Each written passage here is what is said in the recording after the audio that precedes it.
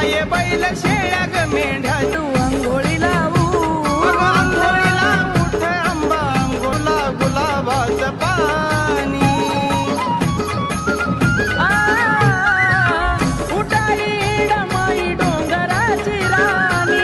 अंघोळीला आणलं तुला गुलाबाचं पाणी बसायाला टाकला तुला चंदनाचा पाट बसायाला टाकला तुला चंदनाचा पाट अग अंघोळीला उठ आंबा अंघोळीला अंघोळीला उठ इडू अंघोळीला उठ अंघोळीला देवी आता उठ